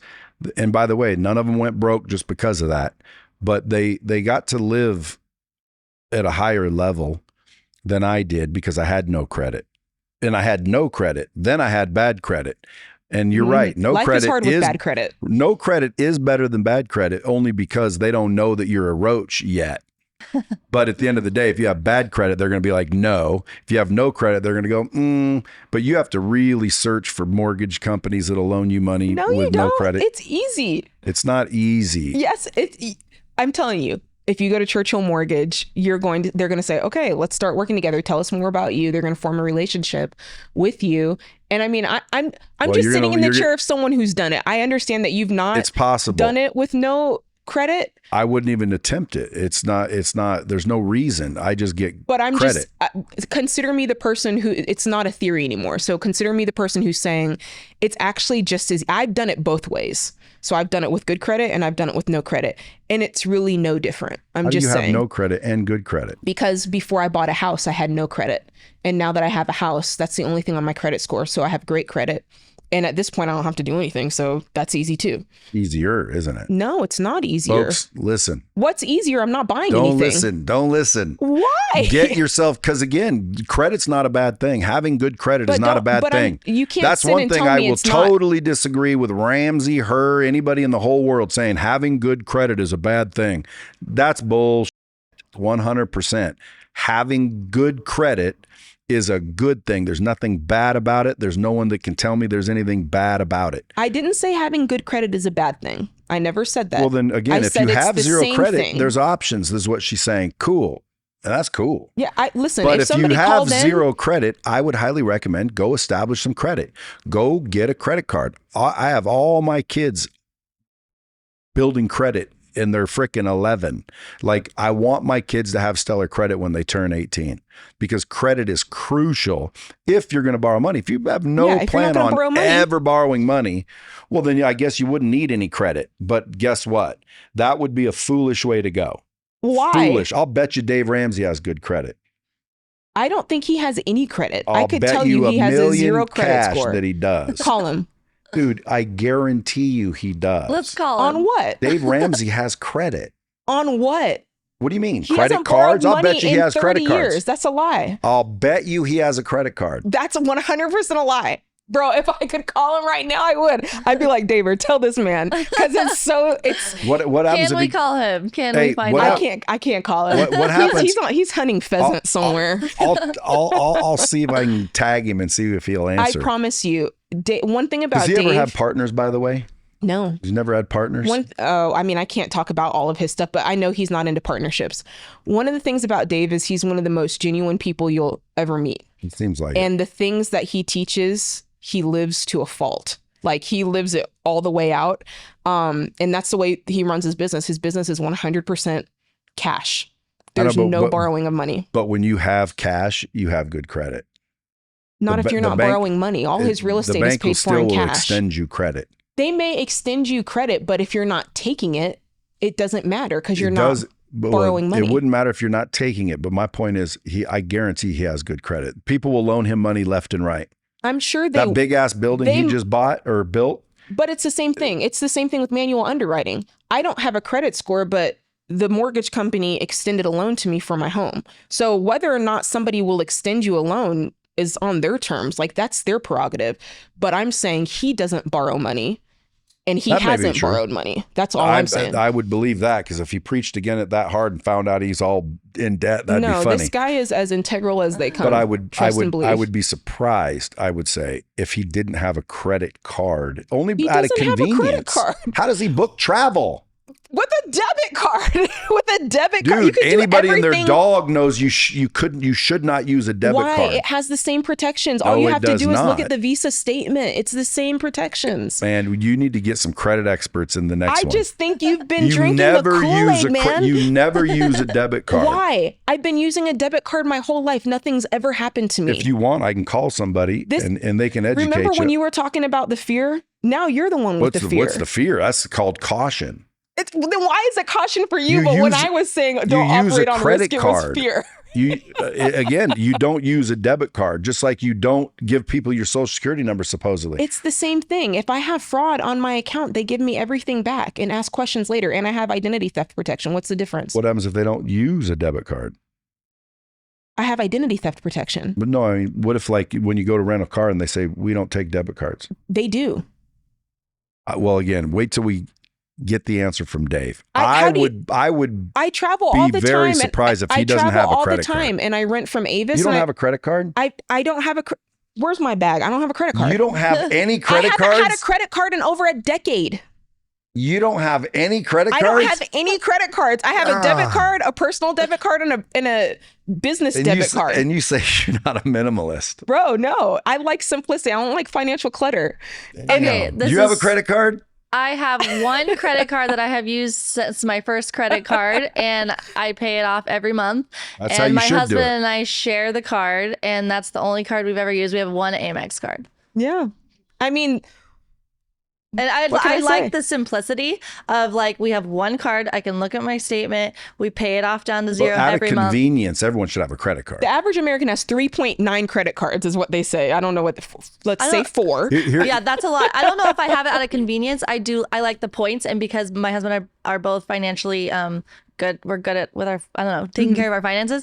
We have never felt tempted to not pay it off. So that for us, that's one way in which we just keep one and we pay it down to zero. But I understand that not everybody has that same mental capacity, strength, whatever you want to use with credit cards. So I understand why some people choose not to, that idea of like, I never have to worry about it. And I think there's like supposedly some studies that you spend more if you pay on a credit card more than a debit card, or you spend more if you pay on a debit card versus cash. It goes even something like that. I was talking to Rachel Cruz last year about that. So I get if you're having, I get both mindsets. I like having one. And you get to decide. Like that's at the end of the day. If you don't have any money in the bank, your debit card's worthless. So now, but I got money in the bank. Not you, the average person. They'll have money in the bank too if they work the steps. Because here's the thing. Debit cards are only good if you have money. Right, so if you don't have any money, a credit card works a lot better. Here's the Why? thing. Because you can borrow the money and then pay it back. I think the main thing is that most people don't pay it back. Okay, so then they're going to just plain do without. And so it's not a good way to go. But going back to the baby steps, if you compartmentalize any one of them, you're jacking yourself, because it's a system. So it's like I say to people all the time, well, Jade, you said you pay off my debt before investing 15%. I did say that, but if you're going to kick rocks and you're going to lollygag with the steps and you're not going to go intensely at paying off your debt, forget everything I just said, because you're going to waste years because you're not really actively paying off your debt. And if you're not investing, you're jacking yourself. So if you're going to commit to the process and go intensely so you can do this quickly so that you can invest and you're not losing that time. So there's part of this. Quicker, I would say, but you're not going quickly if you're not making money and you're going to do your plan. That's part of the plan. Part of the plan is you're reducing expenses and then you're getting your income up. So you are bringing in more money, so you are paying off debt faster, so that now you are saving up 3 to 6 months. So there is money in the bank. So if you're doing all of these things together in the right order, you're not skipping and choosing, then you are going to have money, and not if you're wasting your money. Well, at that point, if you're committing to this plan, you're no longer wasting your money. It's impossible to do both. Wow. We're talking about debt. You're not going to make progress. You're saying don't borrow money, get out of debt. Mm-hmm. Right? Now I've got money coming in, but I still waste it. I'm not getting that. I'm still broke.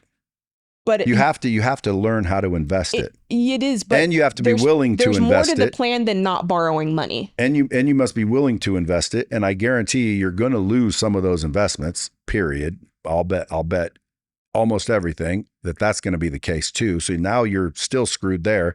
But that's my whole point. People need to quit worrying so much.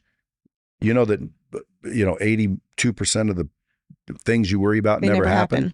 Not only that, 72% of statistics are made up on the spot. 100%. And you know that 10 out of 7 people don't understand fractions. But in all reality, okay, I'll end it with this. Folks, good credit is something you want in life. You don't have to use it. And again, don't use it. But for you to go get a credit card, it's the same as a debit card, more safely, and it gets you out of trouble if you're ever in trouble. And you can pay it off. If you've got the debit card that you didn't need the credit card, well, you could have paid that off just as easily by using this. I would say everyone needs at least one credit card in case of emergencies. Like, you're so worried about risk. Like there's no not risk. Anymore, I'm not. There's no risk if I don't use it. But is there something to be said about the fact that, like, let's say we you're in need one? Like, that feels like interesting because, like, let's say you're in California. To feel comfortable. Let's say you're down in California, where, from what I hear, you don't really want to be right now. And I'm not in California. I know, but like he is. But he's in California.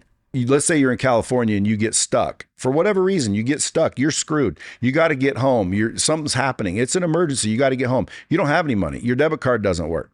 Why doesn't your debit card work? Because you don't have any money. Why don't you have? But if we're talking about plan to plan, if you're walking my plan, you've got 3 to 6 months of expenses. Otherwise, you wouldn't even be. You think everybody out there's got 3 to 6 months? If you're walking that plan, you're walking through that plan. But you're not walking. People aren't walking through that plan. They're out there and they're listening to this, determining whether to do your route or. Okay, but if I didn't give a route, by the way, but this is not a bad route if you're scared and you want to do it nice and slow over 100 years.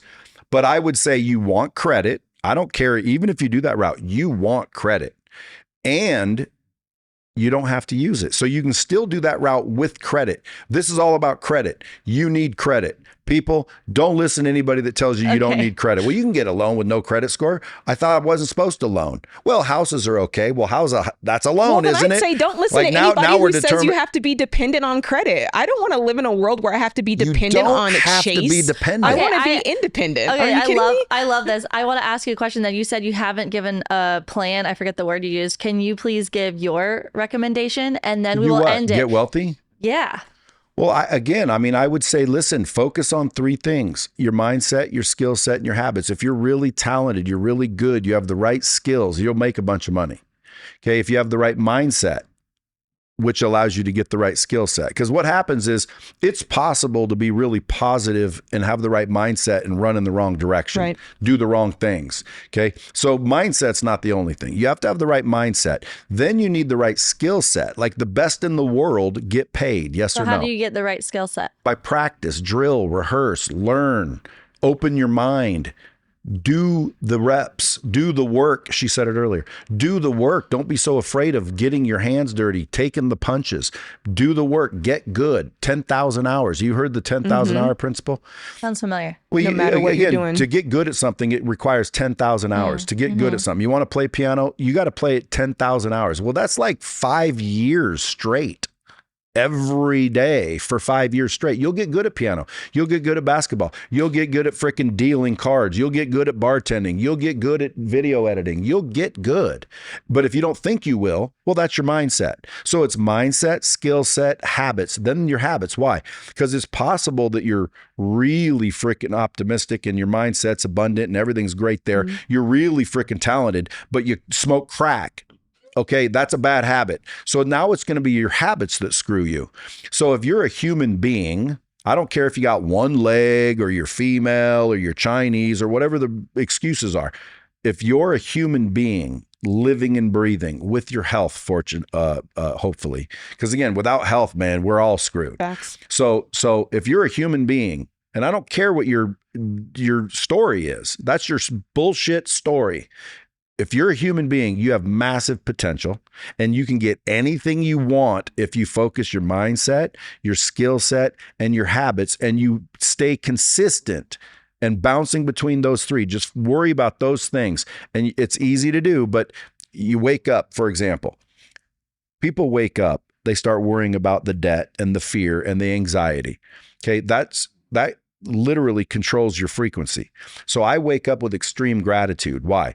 Because waking up, believe it or not, is worth more than anything I could be achieving. So like if I handed someone $10 million, they'd freak out and they'd be in a great mood for days, maybe years.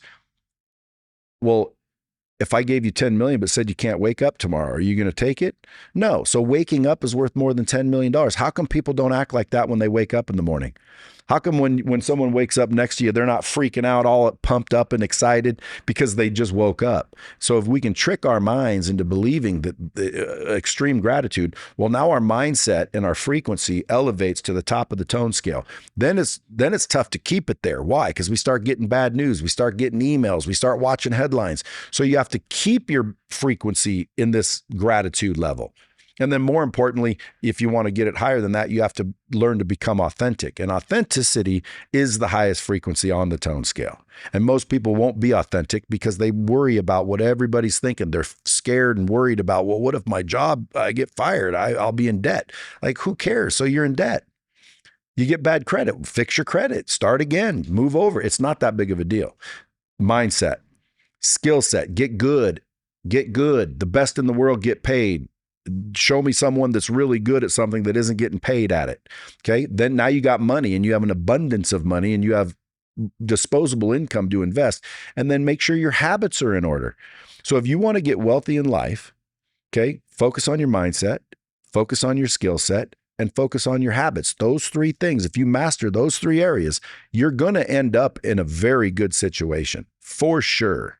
Amazing. Thank you. And Jade, for you, those who are inspired by you, what last advice do you have for them closing out this conversation? I would tell them that the time is going to pass anyway. And so they get to decide what they're going to do with that time. Most of the people who call in, I talk to people day in and day out, and they're hurting.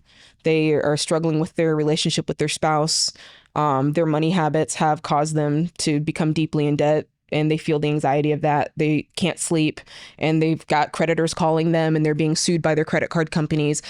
Those are the people that I talk to every day. I go to their house, and they've just gone through a divorce, and she doesn't know she's going to be able to keep the house, right? Like, these are the things that are affecting day-to-day people. That's affecting and their so mindset.